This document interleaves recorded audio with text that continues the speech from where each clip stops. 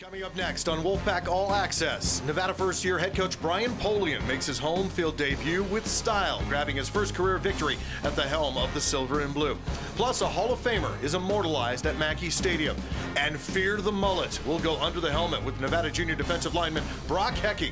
All that and much more now on Wolfpack All Access, brought to you by Champion Chevrolet. Welcome to Wolfpack All Access here at Mackey Stadium in Nevada with a 36-7 win over UC Davis. Head coach Brian Polian joining me right now. Coach, real quick before we get to the highlights, your thought on the victory tonight? Very happy for our guys. It was far from perfect. There are a lot of things that we're going to be able to learn from, and there's going to be a lot of great film for us to teach off of, but we're never going to apologize for a win. They're too hard to come by in our business, and when you go out and you finish 36-7, obviously you did enough things right. So I'm happy for our guys, and we're going to enjoy it tonight, and then when we come back tomorrow, it's time to go to work. Show you some of the good stuff that happened here at Mackey Stadium tonight. Let's get to those highlights.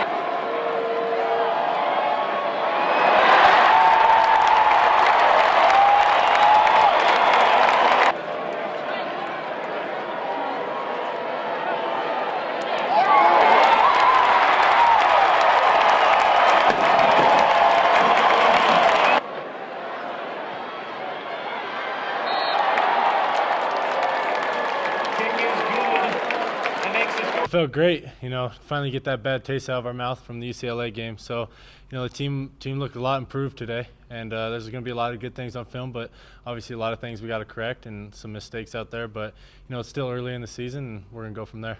Feels great. We had to get our confidence back after losing to Cal. I feel like we came out with energy and everybody played good. It's going to be good momentum going into Florida State, which is going to be a tough game, but we'll get them. We'll get them.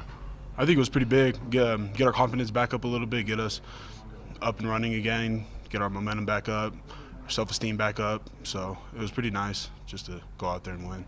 So, Coach, a convincing win at home. What was the difference in this one? You knew Davis was going to come out and treat this almost like a bowl game. You're the biggest team on their schedule. What was the difference? I think our guys did a really nice job this week of staying focused, not looking past this game, understanding that coming off the UCLA game, we certainly were in no position to take anybody for granted. And there were some bad things that happened to us tonight. I mean, we go up 2 scores early, but then, we let a ball get out deep on us, and I think our guys just did a nice job of keeping their poise and not panicking. And when a bad play occurred, we didn't let it turn into a bad series or a bad quarter. We kept our cool and played the next play, which I'm proud of them for that. There was some good recovery in this game. If there was a big play, your team buckled down and just kind of bowed their necks and got the job done. Yeah, they did a good job. And, I mean, they had the ball deep in our end at one point, would force a field goal attempt, and we get great pressure. In fact, I'm shocked we didn't block it. But, and then the defense does a great job with a sudden change in the second half, where in fact they not only don't gain any yards, we push them out of field goal range. So overall, I'm happy for our guys, and I'm happy for our staff. Game management, speaking of your staff, tell me, how do you feel that your staff handled this game at home? I thought collectively we all did a better job. I need to do a better job before the end of the half. it was my decision to throw the ball, and I have my reasons, and what they are doesn't matter. I need to do a better job.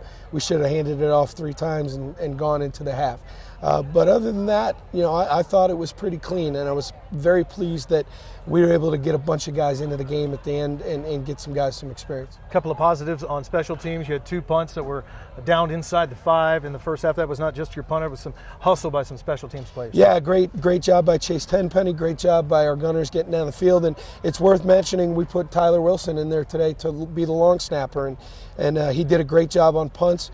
When we had the muff snap on the second PAT attempt, we put him in there for that, and he did a fantastic job. So for a guy to see his first college experience as a long snapper, that's a pressure-filled position. He did a great job, and we're proud of him. You guys walked out to 27,000, more than 27,000 tonight. Your thoughts on the crowd? So appreciative of our fan base to practically fill this thing up. Great for Coach Alt and his family to have nearly a full house to recognize him tonight, and I'm just with the Wolfpack walk before the game, singing the alma mater after the game, the nearly full house for an early season FCS opponent. I'm just very grateful to our fan base and really enjoyed it tonight. It was a great atmosphere. Bit of a scare late in the first half, though. Your quarterback goes down out in the middle of the field, and then Cody jumps up and sprints off the field. What was going through your mind when you saw that? That I screwed things up pretty good, but he's going to be okay. Mm-hmm. It's not a major deal. It's going to be a teaching point for not only me as a young head coach, for our staff. It's going to be a teaching point for our players. We tried to cut a blitzing linebacker in the middle of the formation, and that's what happens when you cut guys in the middle of the field. They dive over you and they hit your quarterback in the legs, and but we're all just going to learn from it and make sure that it doesn't happen again. And I give the kid a lot of credit. He was a little nicked up and came out in the second half and led us to, I believe, 2 scores in the first 2 drives in the second half. Being ahead like that also got a chance to get some Devin Combs in there. Yep. Tyler, you got to see some other guys come in and play, and you can get Cody out of bounds. Yeah. We're I was happy to get him out with 3 minutes to go, and I think it was about 3 minutes to go in the third quarter. And I'm not interested in running up the score. Mm-hmm. I see a lot of scores that get out of hand all over the country. We're not going to throw for 2-point conversions and do some of the nonsense that goes out there. We just wanted to get some of our young guys into the game and get them some experience, because eventually some of those guys are going to have to play meaningful football for us. Injury-wise, maybe a little like UCLA, where you're walking off the field on eyeball check. Everybody's maybe a little dinged up. It's football, but the only one I really saw was Connor Tallett. Yeah, Connor rolled his ankle, and it's the same ankle that he injured early in camp. And I feel bad for the kid. I don't know the extent of the injury yet. I haven't met with the medical staff yet, but we asked him to move to right tackle because of some suspensions for the ball game, and I thought he fought his tail off. He practiced his tail off all week. And hopefully it won't be too serious, and we'll get him back quickly. Okay, Coach Brian Polian, he's going to stick with us for another couple of seconds. We'll pick out a couple of players, go around the Mountain West Conference, and then we will talk Florida State coming up later in the broadcast. Welcome back to Wolfpack All Access here at Mackey Stadium. Head coach Brian Polian continues to be with us after a 36-7 victory over UC Davis. Pick up a couple of guys that I thought really stood out in this ball game. Let's start off with Richie Turner, especially a big play early on for the touchdown. He had 136 yards receiving and a touchdown. Did you want to open up the game, passing him a little bit more, and tell me about Richie? We felt like going into the game that we were going to take some shots down the field because Davis had shown the desire to play man coverage with one deep safety and try and load up the box on us on the run. And if that's going to happen, we have to have the ability to try and go over the top and take some shots. And Richie, it was good to see Richie take the top off the defense and caught a couple of long balls. And it's good to see him healthy and running fast. He had dealt with a nagging hamstring during training camp, so it was good, and I was very pleased with the quarterback throwing the deep ball. Yeah, we knew we were going to have to take some shots, and it was good to see it. Brandon Wimberly late in the game also got a couple of shots thrown at him as well. One that almost ran over one of our photographers. Brandon, thanks for not doing that. Got to give kudos to Kendall Brock, because you said that late in the week Don Jackson comes up and tweaks an ankle again, just a freak thing at practice. Yeah, we had some bad luck at a Thursday practice. We had Don rolled his ankle in a very weird way. He tried to go, but in pregame it was clear he was not right, and so we pulled Kendall aside and we told him, well, hey, listen, while this game's in doubt now, you're going to have to carry the load, And we expect you to go, and if we need to spell you, we'll spell you, but we expect you to take the lion's share of the work. And people forget that he has not played tailback since high school. Right. I mean, he's had, one game at the Rose Bowl and about a dozen carries. So are there things that he can do better tonight? Absolutely. But in terms of his, just guttiness and helping us get north and south positive yards, we're very pleased with it. Got a couple of guys some time too, Solomon, and we also saw Nate McLaurin get a little playing time as well in this ball game. Let's go around the Mountain West Conference, some of the scores that kind of stick out to us. Ohio State, a big win over San Diego State. Utah State beats Air Force 52-20.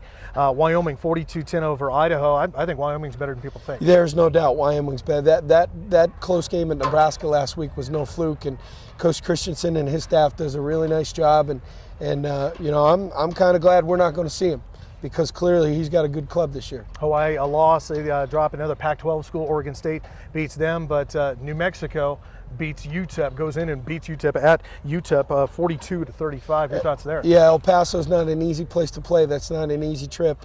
And Coach Davies doing a fantastic job in taking a program at New Mexico that was really down on its luck. I mean, they had some issues both in terms of personnel and coaching changes and NCAA stuff, and he's really done a nice job. They've got them playing really well. And there's still plenty of time to jump on board and get signed up for season tickets at Mackey Stadium. Nevada has a fantastic home schedule once again this season, with showdowns against Hawaii, Air Force, BYU, and of course, the battle for the Fremont Cannon against UNLV. For ticket information, just call 348-PAC or go online at NevadaWolfPack.com. Coming up next on Wolfpack All Access, he's the face of the Nevada defense. After the break, we'll chat with the mullet. A conversation with Wolfpack defensive end Brock Hecky is next. Welcome back to Wolfpack All Access, brought to you by Champion Chevrolet. He is a defensive force to be reckoned with, and he's terrorizing quarterbacks across the West. Coming up tonight, we go under the helmet with the Nevada defensive end, Brock Hecky. He is impossible to miss, whether he has his helmet on or off. Nevada D-lineman Brock Hecky has become one of the most feared and recognized defenders in the West. He's been named preseason All-Mountain West Conference and is on a number of nationwide watch lists. But it wasn't always football for Hecky. He actually started out racing bikes while playing baseball and soccer. But finally, his parents gave him permission to play football in the 8th grade, and he was hooked from there. Putting that helmet on the first time, what was that like for you? Very uncomfortable. I had long hair, and my head I was like, why is it so tight? But then after you get that first hit where you just get to unleash all of your frustration of the practice and everything into another person, there's no other feeling like it. You just fall in love with it. Stopped by number 53, Brock Hecky. How do you define yourself? What is your game? I'm not necessarily a vocal leader, but I'm one to never back down.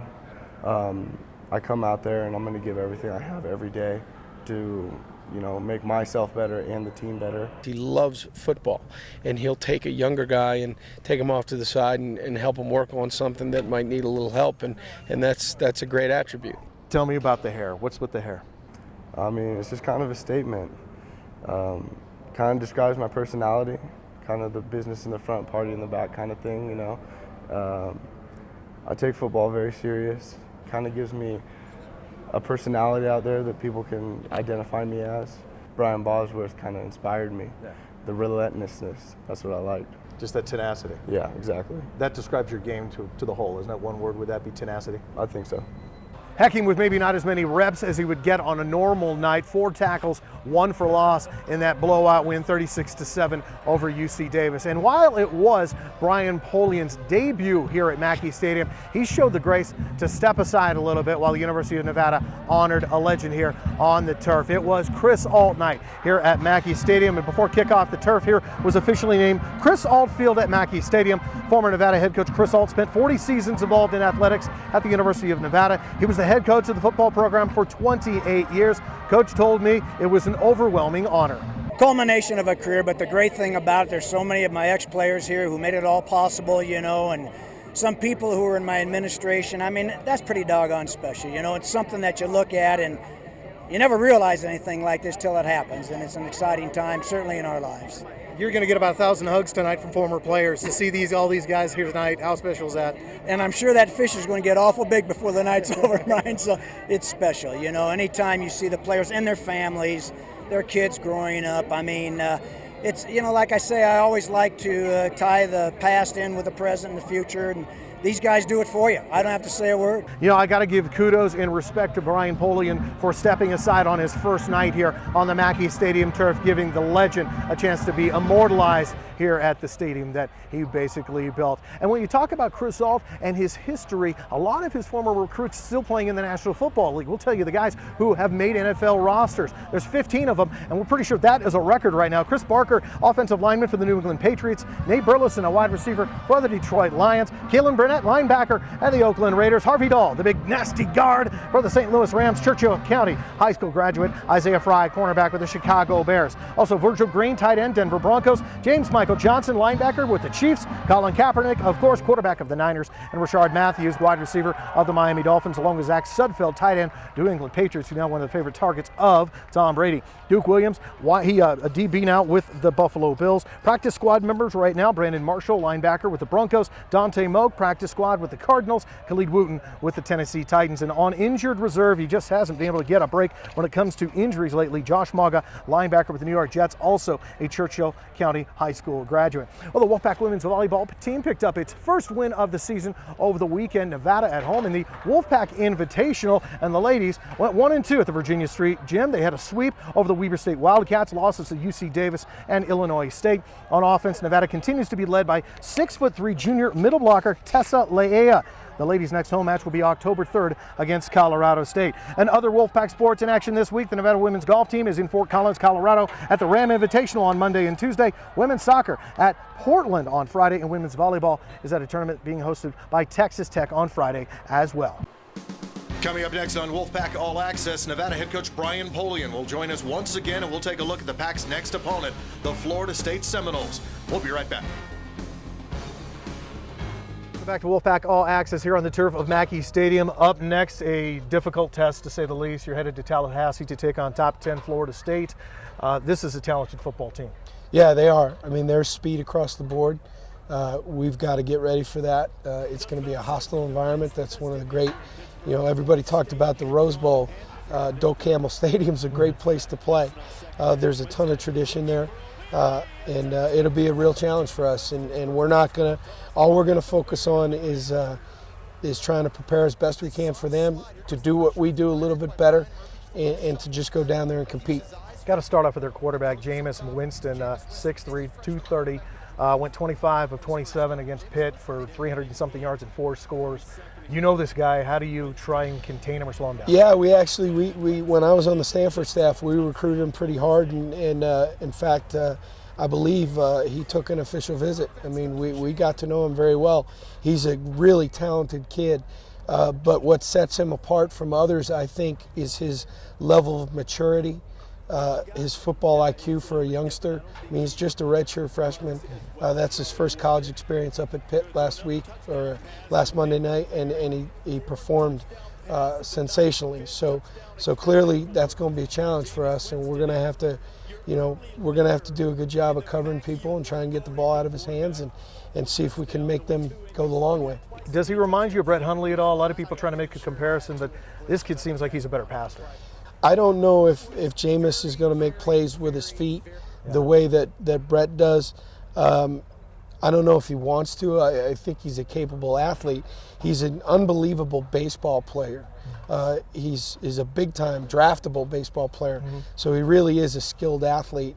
But for us to see, Hundley in week 1 and now Winston in week 3, I mean, we're going to see some good quarterbacks this year in our league, and now we're seeing 2 great ones out of conference. Okay, less than a minute to go. You've been in situations like this and gone to places like that. How do you prepare a team to go into an environment as such? I don't think it's really that big a deal. I mean, their fan base is really strong, and it'll be loud, but in the end, it's like Hoosiers. The field's still 100 yards long at their place.